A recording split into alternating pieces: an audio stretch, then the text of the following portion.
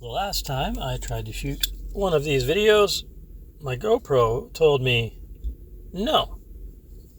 Today, what we have is CAO Moontrance Petite Corona. It is a very small cigar and quite expensive. I'd said a while ago in one of these videos where I would be kind of running the gamut on flavored tobacco. I have one other properly flavored tobacco cigar. It's called Leather Rose by Drew Estate. I've had that one before. I just didn't record it. And it was pretty fragrant, and the tobacco was all right, but it had like a sweetener on the leaf, on the wrapper. And the last CAO I had a sweetener on the wrapper too, but only a little bit. And they've done it again with this one. Yes, approaching the flavored tobaccos with caution is important. I've had this one before. I had the vanilla before, and I've had this one once before. So the Moontrance. Now you got to admit, Moontrance is a pretty cool name for a cigar flavor. It smells mostly like some of the old pipe tobacco that my father used to smoke. I used to call it cherry tobacco back in the day. I don't know what the real name is for it. I can tell this guy's got some stem in it. It does appear to be long filler, even though it's a petite Corona. And they're mighty expensive, so they'd best be long filler. If you can't tell, I'm in a very busy parking lot. It is a Friday night. In 1 week, there's a long weekend, but around here, all the RV parks, the marinas, and everything open this weekend. The May 10th weekend is typically the weekend that all the parks open, so everybody's out and about and in a hurry, and I've noticed it pretty dramatically. I do wonder why people are in a hurry to go relax. I kind of think it's a little counterproductive to be rushing and stressing yourself out to get to the cottage.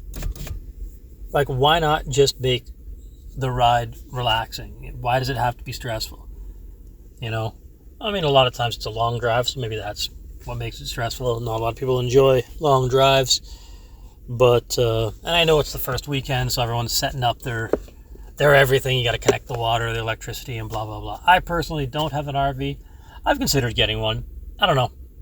We'll see in the year or two to come what path I take, because I've also considered getting a small cuddy cabin boat, and it's basically like a boat that has an RV in it, and then you just park it in the marina.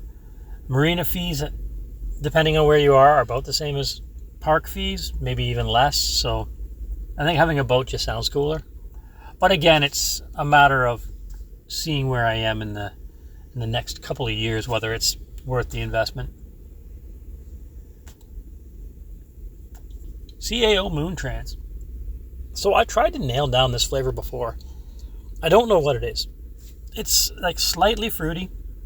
There's some sort of vanilla thing in there. It's like its own thing.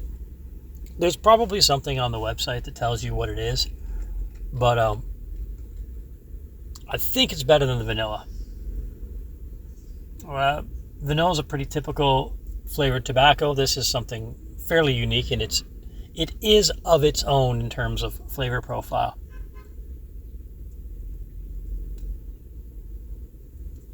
Man, the amount of activity with cars is crazy.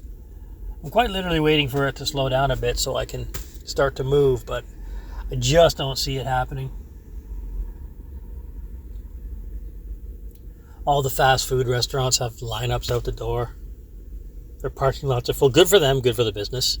But I'm sure the staff is feeling the pinch. Yeah.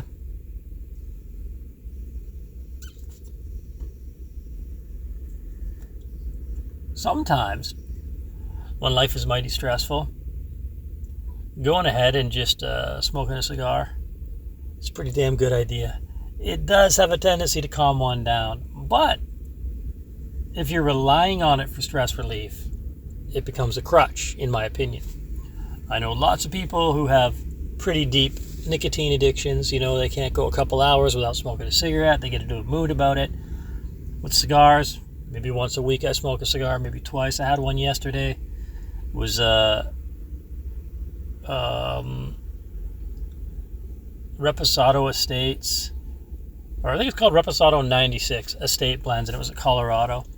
I might do one of those reviews. It's a interesting company because they make pretty budget-friendly cigars, and they're quite affordable, depending on when you get them and if you can get a sale. Around here, I can get a bundle. Well, I have to order online, but you get a bundle for around $30, sometimes less, which ends up being $3 a stick, which in Canada is a really good price. Typically, when you're paying $3 a cigar, what you get is kind of garbage. It's more like cigarette tobacco. The Reposado stuff, I don't think it's long filler, but it is proper, decent tobacco. I have found that it can be a little bit sharp up front, but if you let them sit in your humidor, like I have a couple in there from 2 years ago, it completely, like it mellows out all the nastiness and it becomes a whole different flavor profile, which is nice. So sometimes it's good to buy a cheap bundle and just let them sit, let them age. I don't know if there's any logic to that or if that's a real thing, but it does seem to make a difference for me. We'd have a pretty even burn on this bad boy though, so that's nice. I did use a brand new lighter on it though, so that could be helpful. So the flavoring on the wrapper or the outside leaf is a little bit sweet, but pretty mild. It's not intruding in the enjoyment of the cigar at all, so it's fine. It is interesting though, like the tobacco they're using in here is already a pretty good tobacco. It doesn't really need additional flavoring. But I guess that's sort of the point, right? It's a little higher end cigar that has flavoring for those people who like to enjoy that every now and then. Now, I have to admit, I probably wouldn't want more than a Petite Corona of this particular flavor profile, but I tend to like Petite Coronas anyways, so.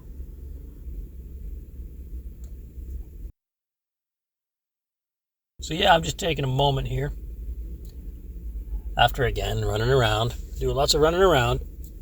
You do that when you live in a sort of a small town and not everything's available in that town. You have to go to the next town over or whatnot to get your things. So I decided to take a moment after running around, light up a cigar, see what happens with it, take it the rest of the way home, have a nice ride with it. And I always find a long drive is a lot nicer with a cigar in hand. That's for sure.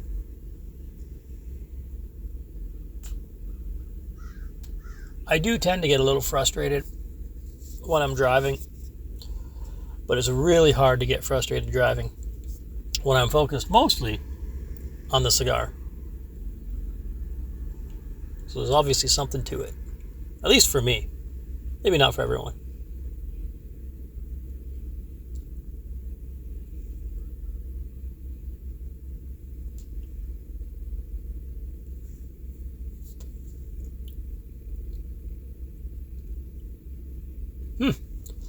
It is pretty interesting because it's pretty mild.